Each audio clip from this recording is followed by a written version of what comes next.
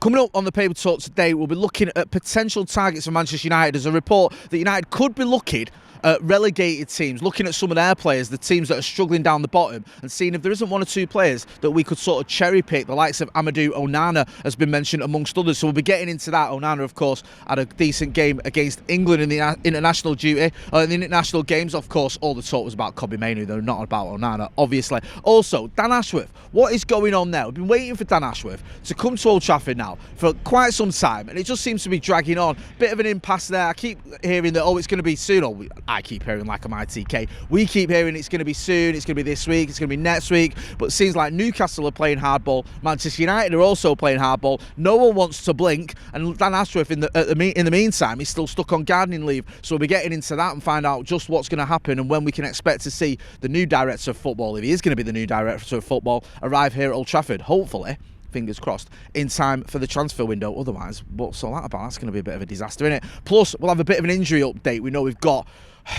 pretty poor injury list at the minute. The likes of Lisandro Martinez, the likes of Tyrone Malacia, the likes of Luke Shaw, though we did see Mason Mount come back into the team recently as well. So we can have a little bit of an update there. There's a couple of articles on that as well. So let's get into it.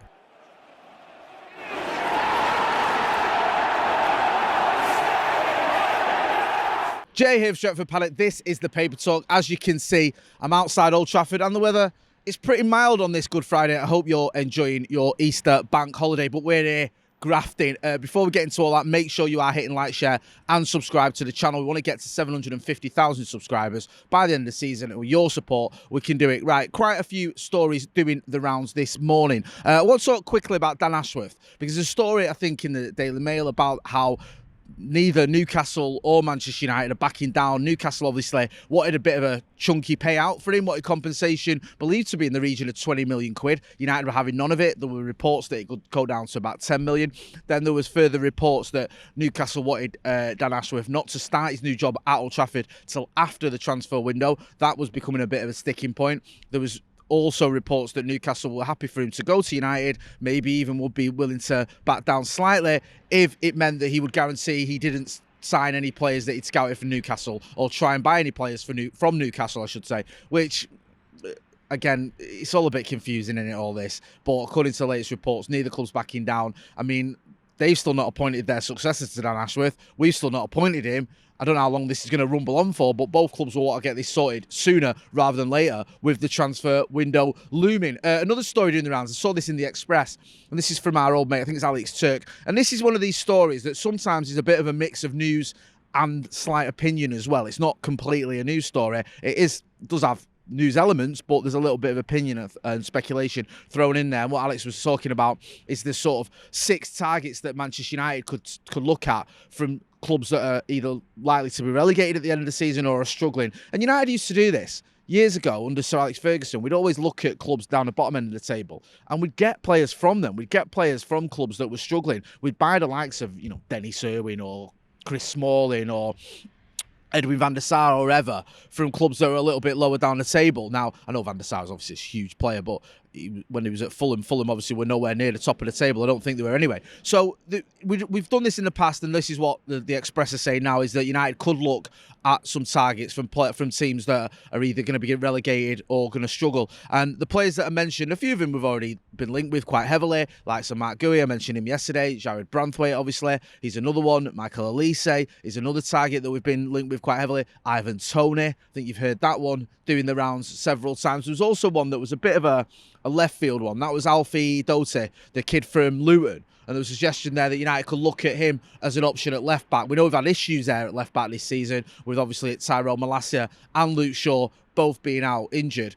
And maybe someone like Dote could come in and be probably more of a backup really to Luke Shaw, maybe even be the third left back we've got on our books, rather than coming in and playing week in, week out. We'll have to wait and see if any of those materialise. There's a few targets there to look at, and I think you know most of them anyway. We've been linked with them quite heavily. It just depends on what goes on in terms of, our club's going to stay up? Are they going to want to sell these players? Are they going to be willing to sell these players? We'll have to wait and see. But it wouldn't surprise me if United did look to the low end of the table to bring at least one player in this season from the Premier League. It makes good sense to try and do that if you can, and don't just buy players who've never played in the Premier League, have no Premier League experience. Even if that Premier League experience has seen them get relegated. Quite often, you can still get good players like Roy Keane, who've been part of a relegated team. I don't think I'm going to get a Roy Keane, by the way, before anyone starts pelting me in the comments. Another story doing the rounds, and this is doing the rounds in several papers. I think this is in the Daily Mail, and Sky Sports have picked up on it on their paper talk. And this is Dani Olmo, the kid from RB Leipzig. Olmo scored a great goal the other day for Spain against Brazil. Lovely, skillful goal there. He's been linked with United. Also, other clubs are looking at him. Apparently, there's a £52 million buyout clause this summer. Now, I was looking at his numbers. He was at Dynamo Zagreb. He had a bit of a weird career trajectory. I think he went to Zagreb from Spain when he was about 16, which is it's not very often that happens, that sort of move. Then he went to RB Leipzig. And in terms of his numbers, he's a player who's in that sort of mark between a goal and an assist every 5 games and every 4 games. It's sort of 4.5 or whatever. So he's not prolific, but he's very useful, very skillful, very talented. And it's just whether you think he could fit into this Manchester United team. Now, he can play, I think, predominantly on the left, although he can play as an attacking midfielder or, a deep line attacker. Also, he can play on the right if needs be as well. So he's got the ability to play in several positions. And he's obviously, like I said, got bags of talent at 52 million quid. Isn't much in today's transfer sort of windows, in today's transfer talk. When you look at the amount of money that's spent, 52 million quid is obviously a lot of money, but if you can get a player 52 million who can come into your team, that's all right for Manchester United. I don't think anyone's going, wow, that's ridiculous. It's just whether he can do a job here at United. He's 25 years old, so he's not a kid, and like I say, his numbers are all right.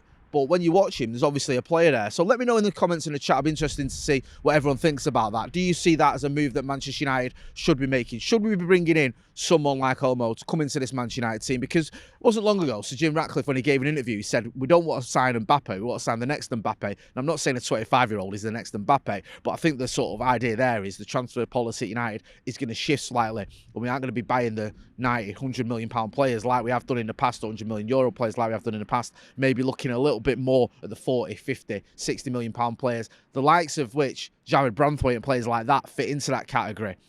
Does Dani Olmo as well.